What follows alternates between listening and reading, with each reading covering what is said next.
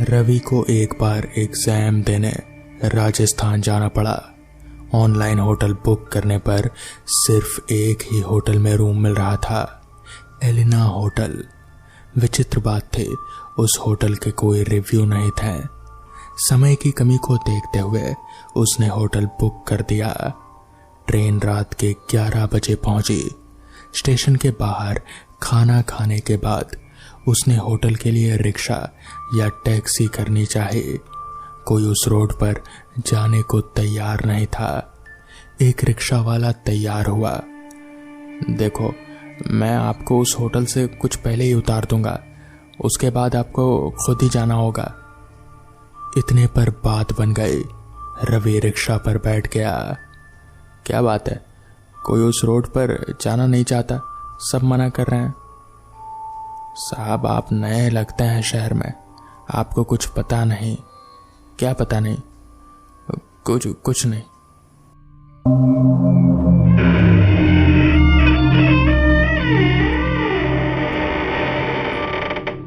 आप उस गली से सीधा जाइए और दाईं तरफ आपका होटल होगा। वो लोग वहां पहुंच चुके थे।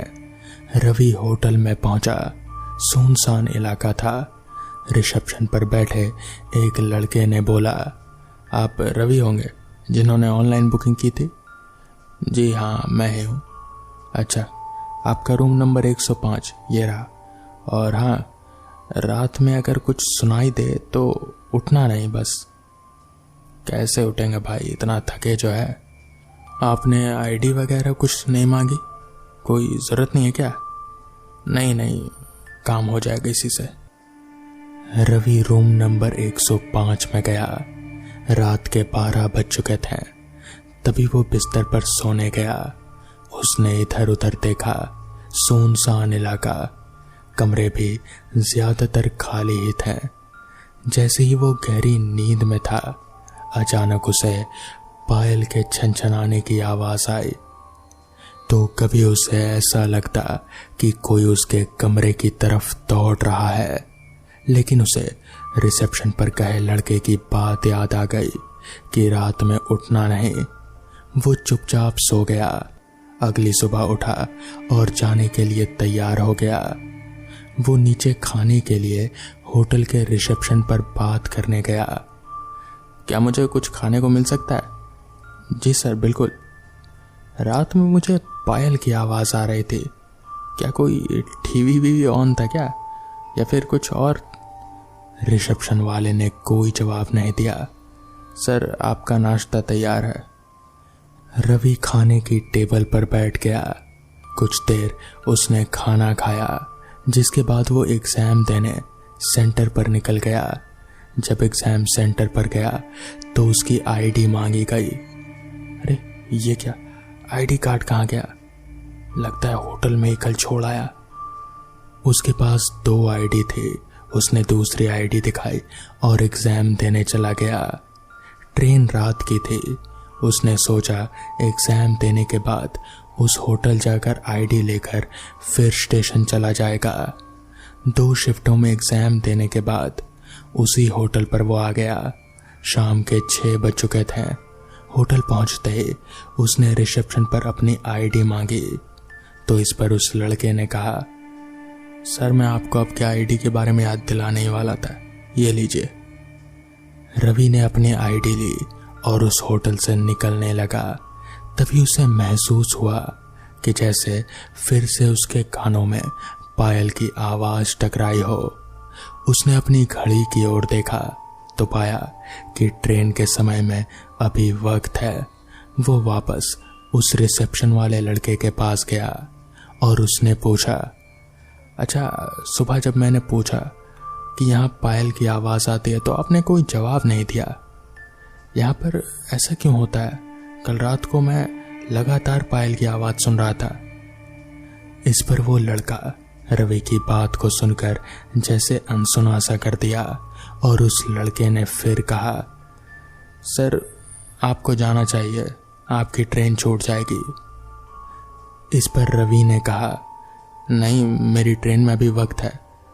अच्छा, ऐसा क्यों होता है? पायल की आवाज?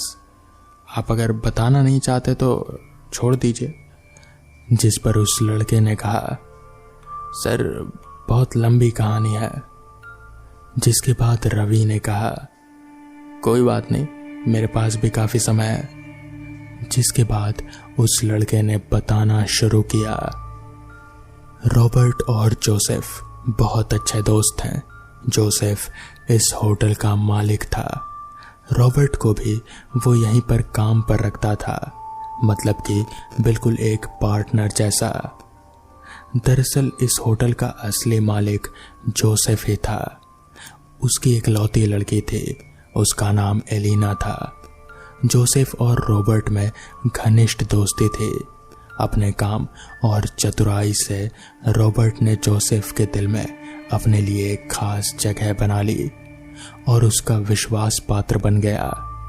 जोसेफ रॉबर्ट पर बेहद भरोसा करता था। कभी कभी तो जोसेफ विश्वास के कारण कंपनी के मुख्य काम रॉबर्ट को ही सौंप देता था। तब जोसेफ की लड़की इतनी बड़ी और सयानी नहीं हुई थी कि वो कंपनी का काम देख सके, इसलिए रॉबर्ट को जोसेफ ने अपने सह मैनेजर के रूप में यहाँ पर नियुक्त किया हुआ था। अचानक किसी घातक बीमारी के चलते जोसेफ रॉबर्ट को अपने घर बुलाकर अपनी पत्नी और बेटी के सामने उससे अपनी कंपनी की कुछ जरूरी बातें करता है। जोसेफ रॉबर्ट से कहता है, देखो जोसेफ, तुम मेरे सबसे अच्छे दोस्त हो और मेरे साथ मिलकर तुमने बहुत काम भी किया है, इसलिए तुम्हें मेरे काम का एक अच्छा तजुर्बा भी हो गया होगा।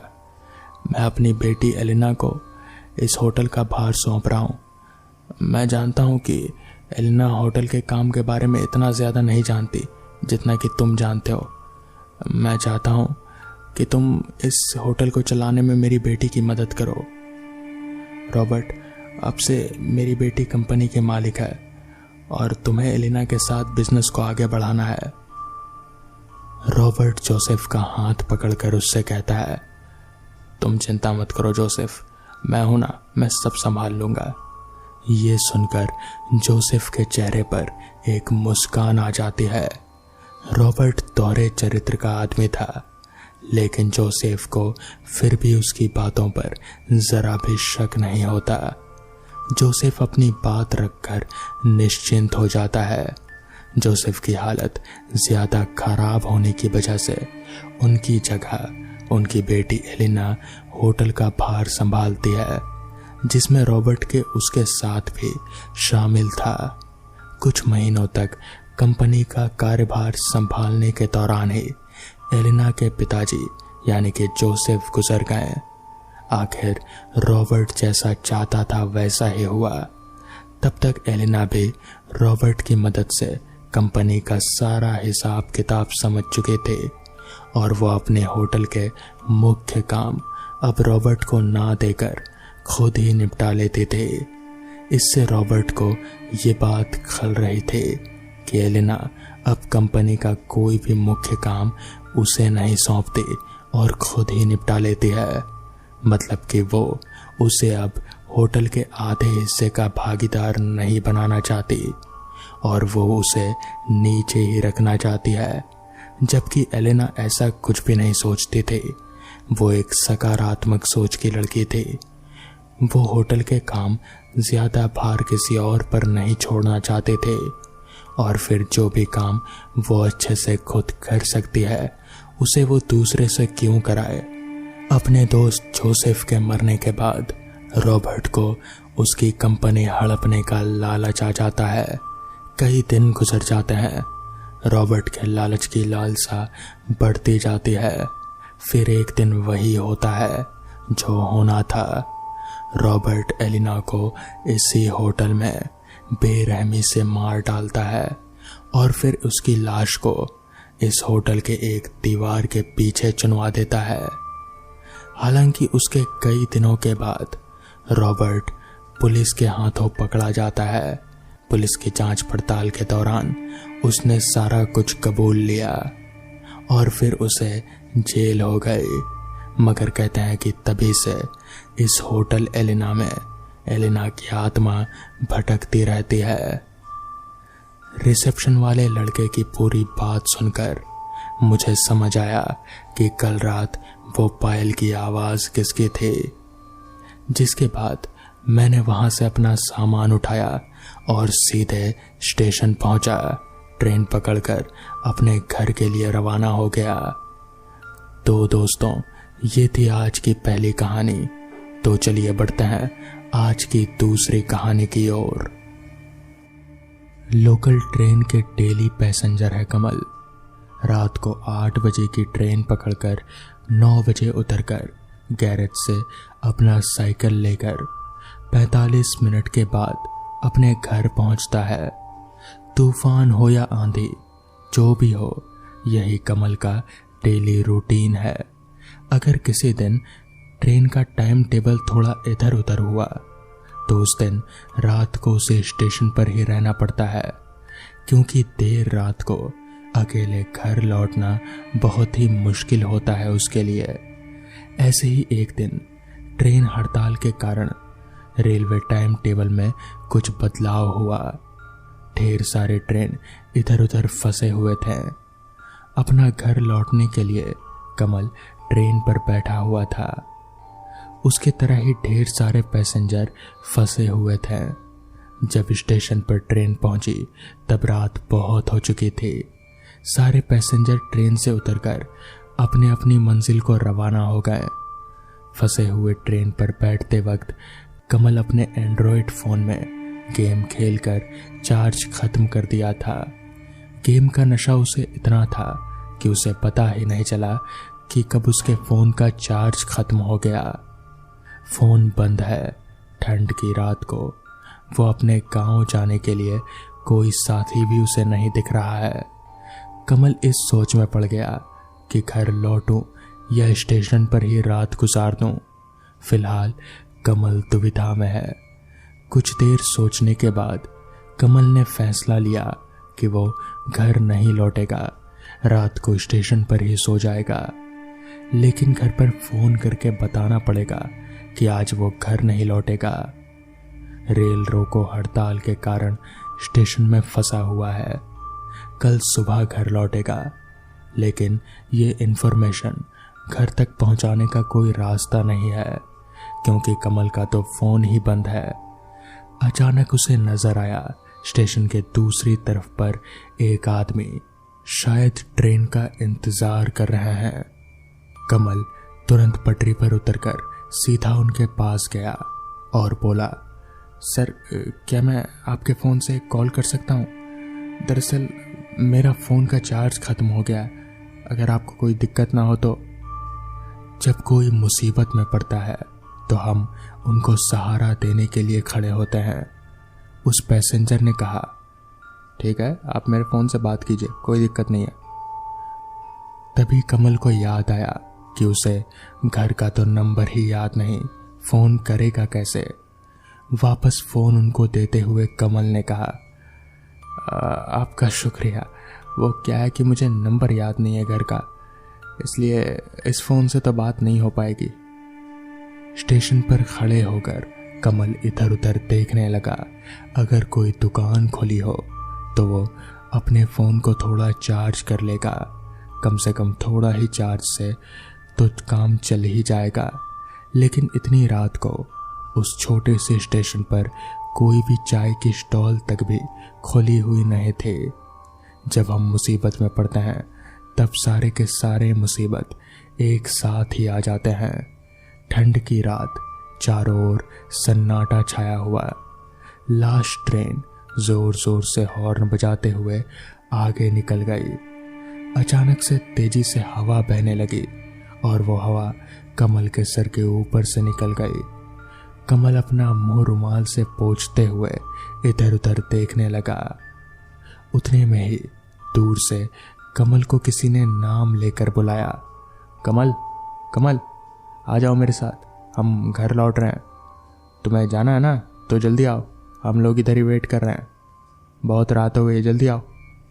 कमल ने तुरंत ही जवाब दिया, तुम वहीं रुको, मैं गैरेज से अपना साइकिल लेकर आता हूँ।